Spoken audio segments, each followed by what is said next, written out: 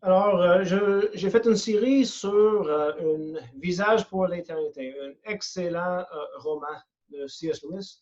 J'aimerais maintenant faire une petite série ou une longue série, on verra comment ça prend, sur le grand divorce de C.S. Lewis. Ce livre a causé beaucoup de controverses dû au thème, dû au arrière-plan dans lequel l'histoire a lieu. Mais c'est une histoire qui est absolument incroyable. C'est vraiment le fun à lire et ça soulève beaucoup de questions vraiment intéressantes. Donc, on va commencer ce livre ensemble. Avant de commencer, il faut que je soulève quelques points qui vont nous aider à interpréter cette œuvre de fiction. La première chose qu'il faut comprendre se trouve dans le préface que C.S. Lewis lui-même a écrit pour cette histoire. Il explique au départ, dans le préface, qu'il y a une tentative pérenniale, on le fait constamment, à vouloir, dans ces termes, marier, faire épouser l'enfer et le ciel. Il dit, cette tentative est basée sur la croyance que la réalité ne nous présente jamais avec une absolue qu'on ne peut pas éviter, soit lui ou lui. C'est-à-dire que si on a assez de capacité et de patience, assez d'intellect peut-être, et surtout assez de temps, une manière par laquelle on peut embrasser les deux alternatives peut toujours être trouvée. Que le simple développement ou ajustement ou raffinement va d'une manière ou d'une autre, faire tourner ce qui est mal en bien, sans qu'on soit finalement appelé à rejeter de manière totale et finale tout ce qu'on voudrait garder. Ce croyance, dit C.S. Lewis, est, je pense, une erreur désastreuse. Il va continuer en s'expliquant en disant ceci. Je ne pense pas que tous ceux qui choisissent des mauvais chemins vont périr. Mais le secours de ceux-ci consiste en étant remis sur le bon chemin. Il dit, le mal peut être défait, mais le mal ne peut pas devenir le bien. Le temps ne peut pas le guérir. L'idée ici, c'est que Lewis n'est pas en train de dire que tout le monde s'en va au ciel. Et il n'est pas en train de nier l'existence de l'enfer. Au contraire, il est en train d'affirmer à la fois que l'enfer existe et que certaines personnes vont y arriver. Ils vont avoir certaines personnes qui se rendent à l'enfer. Encore plus important, il est en train de faire ressortir une idée qu'on retrouve dans beaucoup de ses œuvres, c'est-à-dire que certaines personnes qui semblent être sur le mauvais chemin vers Dieu vont finir. En fin de compte, peut-être qu'on ne le voit pas tout de suite, mais ils vont finir par arriver sur le bon chemin. Notez bien l'analogie des deux chemins. Lewis affirme clairement qu'il n'y a qu'un seul chemin qui amène vers Dieu et que le secours de ceux qui sont sur les mauvais chemins consiste à les remettre sur le bon chemin. Mais ce qu'il souligne, c'est que même si quelqu'un a l'air d'être sur le mauvais chemin, pour le moment, ça ne veut rien dire. On ne sait pas où ce chemin sur lequel il se trouve se dirige. Peut-être que ça va diriger vers Dieu, mais d'une approche qu'on ne s'attendait pas. OK, ça c'est la première clé interprétative. Deuxième clé interprétative, il faut remarquer quelques affirmations qu'il fait au sujet de l'enfer, le ciel et les choix qui nous amènent vers le ciel et vers l'enfer. Notez premièrement cette affirmation qu'il donne dans son préface. Il dit, si on insiste à garder l'enfer, ou même se taire, on ne verrait jamais le ciel. Si on accepte le ciel, on ne serait pas capable de retenir même le plus petit, plus intime souvenir de l'enfer. C'est l'un ou l'autre. si tu insistes sur l'enfer, ou si tu insistes même à garder sur terre, tu ne verras pas le ciel. Mais si on accepte le ciel, on ne peut pas retenir même une plus petite partie de l'enfer. C'est une deuxième clé qui nous aide à interpréter ce qui se passe dans cette histoire. Le caractère principal de cette histoire va rencontrer plusieurs caractères secondaires où il va entendre des conversations différentes entre plusieurs caractères secondaires. Dans l'histoire, quasiment aucun de ces caractères secondaires finissent par rentrer au ciel. Pourquoi? Parce que, comme nous allons voir, dans chaque cas, il préfère garder, retenir quelque chose de l'enfer, quelques péchés, quelque chose qu'il voyait comme désirable peut-être, ou une chose qu'il voyait comme un trait de caractère, et il préfère de le garder ça au lieu de voir Dieu. Il n'y a qu'un seul caractère secondaire qui finit par rentrer au ciel, et ceci arrive parce qu'il est prêt à tout laisser tomber pour voir Dieu. Deuxièmement, sur le même point, ceux qui arrivent au ciel peuvent réellement dire, selon C.S. Lewis, le bon est tout et le ciel est partout. Cette phrase est incroyable.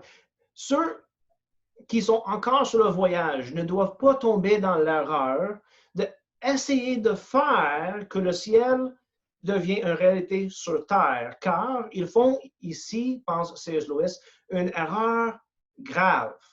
L'erreur de penser l'opposé du citation que je viens de donner, c'est-à-dire que tout est bon et que partout, c'est le ciel. Notez la différence. Ceux qui finissent par arriver au ciel diront, selon Lewis, le bon est tout et le ciel est partout. Ceux qui n'y arriveraient pas ou qui commettraient une grave erreur disent le contraire, c'est-à-dire que tout est bon et partout est Dieu. La distinction est importante et dite d'une manière vraiment puissante, que ça nous amène à notre attention la réalité que C.S. Lewis voit le ciel comme une place réelle qui est distincte et entièrement différente en nature à la fois l'enfer et le terre. Lewis va contre la notion contemporaine qu'on peut faire sur terre le ciel. La distinction devient encore plus claire quand on comprend l'affirmation suivante. Il dit, je pense que la terre, si c'est choisi au lieu du ciel, va finir par être et par avoir toujours été seulement une région de l'enfer. Mais le terre, si on le met comme secondaire au ciel, va finir par avoir été, dès le départ, une partie du ciel elle-même. Ça, cette phrase est vraiment puissante. Et ça fait ressortir quelques pensées vraiment intéressantes concernant la nature du temps et la nature de nos décisions et la nature de la réalité. C'est en train de suggérer que ceux qui veulent garder ce terre et les choses de ce terre finiront par réaliser que ce terre n'est qu'une région de l'enfer. Mais ceux qui mettent avant les choses de ce terre, le ciel, on peut peut-être mettre ici le divin, ils mettent avant tout Dieu comme étant le bon, le beau et le vrai. Ils mettent ça en premier. Qu'est-ce qui va arriver pour ceux-là? Ils vont finir par réaliser que ce terre a toujours été, depuis le départ, depuis leur naissance, une région du ciel. Même s'ils vivaient des choses difficiles durant leur vie sur terre, ils vont finir par réaliser que, d'un certain sens, ce terre n'était qu'une vestibule pour rentrer au ciel. Mais le vestibule, n'oublie pas, fait partie de la maison. Et c'est ça que C.S. Lewis est en train de soulever ici. Ceci soulève même des aspects sur l'importance de nos décisions terrestres, comment on vit nos vies et comment que ces choses ont un effet sur notre vie éternelle. Il croit, Lewis, et on le voit dans ce livre, que tous ceux qui cherchent réellement Dieu vont le trouver, et tous ceux qui ne trouvent pas Dieu, c'est parce qu'ils ne cherchaient pas réellement Dieu, malgré les apparences. Une troisième clé interprétative importante pour ce livre concerne la nature du ciel comparée à la nature de l'enfer. N'oublie pas, C.S. Lewis pense que la Terre est, d'un certain sens, une vestibule pour le ciel. Les choses qui se passent, mais dans l'histoire, les personnages, les caractères sont transportés d'une place à une genre de partie du ciel, on pourrait dire. C'est comme les marches pour rentrer dans la maison. Ils sont là devant ce qui pourrait être le ciel, ils pourraient rentrer dedans, mais sur ces marches, la manière que César va les décrire, c'est que les choses là, sur l'entrée au ciel, sont imbrisables, pas pliables et pas du tout affectées par les voyageurs. Ça signifie pour Lewis que le fin éternel des voyageurs ne peut pas être changé par les voyageurs eux-mêmes. Leur décision a déjà été faite avant qu'ils meurent, ou on pourrait dire dans le fait de mourir elle-même. D'une certaine sens, on pourrait dire, lorsqu'ils meurent, la décision est faite et leur voyage au vestibule, aux portes d'entrée du ciel, ne changera pas leur décision qu'ils avaient faite sur Terre. Cette histoire fait soulever à quel point nos décisions terrestres sont permanentes dans le temps. Il termine son préface à ce roman avec les paroles suivantes. Je demande au lecteur de s'en rappeler que ce roman est une fantaisie. Il y a, bien entendu, du moins j'essayais de le faire ressortir, une morale. Mais les conditions transmortales sont exclusivement une proposition imaginative. Ils ne sont même pas une tentative de deviner ou de spéculer sur ce qui nous attend. La dernière chose que je souhaite faire, c'est de soulever une curiosité factuelle concernant les détails de la vie après la mort.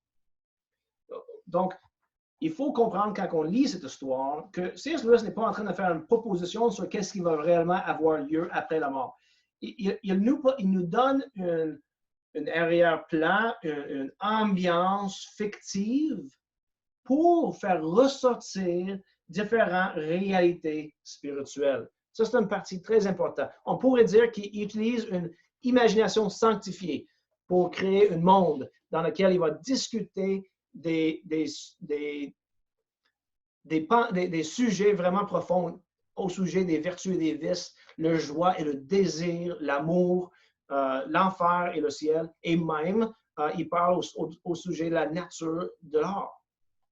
Bon, avant de finir la petite vidéo qu'on fait ici, je vais juste soulever quelques points qui vont nous aider aussi dans l'histoire, le caractère principal, etc. Donc, le caractère principal, c'est écrit dans la première personne. Je semblais être debout, par exemple, dans une ligne d'autobus. C'est comme ça que ça commence, le livre. C'est « je ». Et l'histoire est racontée à partir de la première personne. Aussi, ce qui est intéressant, c'est qu'au courant de l'histoire, c'est juste de rencontrer un homme. Il n'est pas un des caractères. Au contraire, il est déjà rendu au vestibule et c'est lui qui va diriger C.S. Lewis à travers les différentes scènes dans l'histoire. Le personnage, c'est George MacDonald.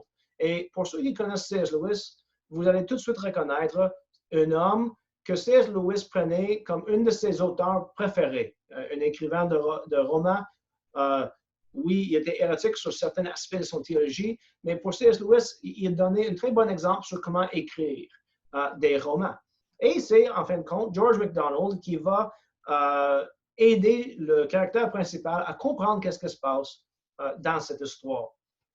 Ce qui soulève l'idée que, d'un certain sens, le caractère principal, c'est C.S. Lewis lui-même, et le lieu où prend place cette histoire, c'est dans une rêve du caractère principal.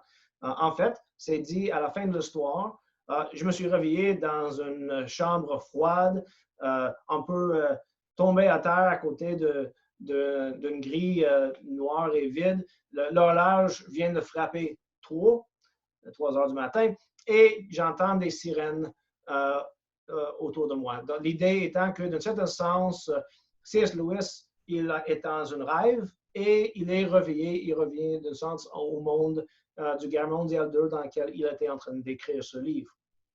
Donc, c'est un rêve qui a lieu. C.S. Lewis, le caractère principal, on pourrait dire. Et le caractère, George MacDonald, joue un rôle semblable à Virgile dans la comédie divine de Dante. Il est son guide à travers toute l'histoire. Bon, l'histoire commence dans une ville grise. Si on regarde un peu les descriptions de la ville dans laquelle ça commence, c'est non distinct. Il n'y a rien de remarquable dedans. C'est non réel. C'est gris. C'est une ville grise. Puis il manque de réalité. Il manque de solidité. En fait, la ville se ressemble plus à des ombres qu'à des choses réelles. Ça, c'est la ville où on commence. Et l'histoire fait un voyage cosmique. On sort de la ville, puis on s'en va dans une autre place qui est entièrement différente. On dirait que c'est dans une location qui est géographiquement parlant, au-dessus de la ville. On embarque dans un autobus, et l'autobus, au lieu de partir sur l'autoroute, décolle de la terre ou de ce ville et monte. Et ça monte vers un autre monde. Okay? Cet autre monde, c'est la destination où la plupart de l'histoire va avoir lieu, est une place qui est pleine de couleurs, vivant, brillant, joyeux. Et une des descriptions qui revient constamment, c'est étrangement, c'est vraiment solide. C'est vrai. Okay? Le caractère principal commence à découvrir ce nouveau monde et en le faisant, il réalise que les autres caractères, les autres personnes qu'il rencontre, les caractères secondaires, sont drôlement pas réels. En fait, ils se ressemblent plus à des fantômes ou à des ombres qu'à des vraies personnes. Ils sont des ombres de leurs anciennes personnes. Et donc, d'un certain sens, qu'est-ce qu'on voit ici dans cette histoire? C'est des personnes, on pourrait dire, qui sortent de l'enfer sur un voyage, une excursion vers la porte d'entrée du ciel. Et à ce moment-là, dans un monde qui est réel, leur manque de solidité est dévoilé. Le fait qu'ils sont réels, mais leur réalité comparée au ciel, c'est comme comparer une ombre à ceux qui jettent l'ombre. Ça fait que pense, mettons, à l'ombre d'un arbre. L'ombre de l'arbre, c'est quelque chose de réel. Tu le vois. Il est là. Sauf que comparé à l'arbre, on pourrait dire que l'ombre n'est pas du tout réelle. Il manque de solidité, il n'est pas réel. Et c'est ça un peu la comparaison qu'on a entre les personnes qui sont là dans ce voyage et le monde dans lequel ils arrivent. On voit que il va intégrer dans cette histoire différents aspects qui permettent de montrer comment que notre vie terrestre, les décisions qu'on fait durant nos vies terrestres sont arrivées en fait dans l'éternité. Souvent, on a l'impression que l'éternité commence quand que nos vies terrestres finissent. Mais C.S. Lewis soulève l'idée que non, au contraire, l'éternité a commencé longtemps avant même qu'on est né. Notre naissance nous fait rentrer dans l'éternité et l'éternité continue après nos morts. Il dit dans les paroles d'un des caractères, s'il quitte la ville grise, en arrière de ça, ce qui était avant ne serait pas l'enfer. Pour ceux qui partent, ce serait peut-être comme le purgatoire. Et peut-être, on ne devrait même pas appeler cette ville ici, ce pays ici, le ciel. Pour ceux qui restent ici, ça va avoir été comme le ciel dès le départ. Pour ceux qui restent où ce qu'ils sont, ça va avoir été comme l'enfer depuis le début. Donc, certaines pensent que C.S. Lewis est en train de soulever que le purgatoire existe. Au contraire, qu'est-ce que C.S. Lewis est en train de soulever, c'est que peu importe si on parle de la terre ou du purgatoire et des destinations finales, enfer et ciel, peu importe les termes qu'on utilise, ceux qui se rendent au ciel vont réaliser que leur vie terrestre et tout ce qui s'est passé à partir de leur naissance jusqu'au temps qu'ils arrivent au ciel, c'était comme le ciel. Et de l'inverse, pour ceux qui s'en vont en enfer, ça va être la même chose, mais pour l'enfer. pour ceux qui sont sauvés, quand ils arrivent au ciel, ils découvrent qu'ils ont toujours été au ciel.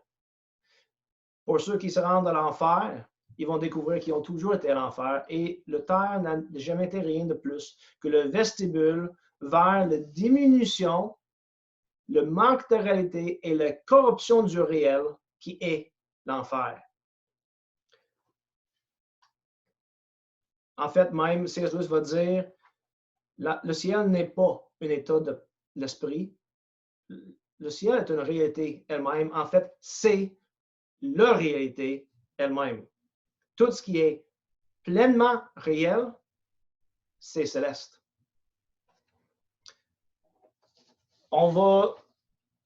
Il demande la question à McDonald, est-ce que ces personnes qui montent au ciel restent? Et la réponse est généralement non. En fait, généralement, ils préfèrent garder les choses qui les empêchent de rentrer au ciel que de laisser ces choses de côté et de rentrer. Une citation qu'on peut lire ici, Milton avait raison, disait mon maître. La joie de chaque âme perdue peut être exprimée dans les paroles suivantes. Mieux régner à l'enfer que de servir au ciel. Il y a toujours quelque chose qu'ils insistent à garder, même au prix de leur misère. Il y a toujours quelque chose qu'ils préfèrent à la joie, c'est-à-dire à la réalité. Et donc, la plupart des gens qui, dans l'histoire de C.S. Lewis, son point, c'est que dans nos vies terrestres, on finisse par saisir sur quelque chose qu'on préfère à la joie et à la réalité. Mais quoi pour les personnes qui ne visitent même pas ce place, qui n'embarquent même pas dans l'autobus? La réponse à cette question, c'est que Dieu ne viole jamais la volonté de personne. On dit, chacune qui le souhaite, le fait. N'aie pas peur. Il y a seulement deux types de personnes, en fin de compte. Ceux qui disent à Dieu que ta volonté soit faite et ceux à qui Dieu dit que ta volonté soit faite. Tous ceux qui sont en enfer le choisissent. Sans ce choix, il n'y aura pas d'enfer. Aucune âme qui désire constamment et sérieusement la joie va jamais manquer de l'avoir, ce joie. Ceux qui cherchent, trouvent, et à ceux qui cognent sur la porte est ouverte. Donc, ces brefs commentaires nous permettent de se mettre un peu dans la scène. C'est une histoire fictive qui utilise une cosmologie médiévale où on a la terre, l'enfer est en dessous de la terre et le ciel est au-dessus. Il y a dans l'histoire un voyage. Des personnes qui sont dans l'enfer, on pourrait dire dans la ville grise, ils embarquent dans un autobus, l'autobus les amène à l'entrée du ciel. Et à l'entrée du ciel, il y a des discussions qui font ressortir des vérités concernant nos choix terrestres et ce que ces choix impliquent. J'espère que vous allez me suivre dans mes discussions sur ce livre. On va passer d'une scène à l'autre puis regarder comment que C.S. Lewis développe ces différentes idées à travers cette histoire imaginative et vraiment remarquable.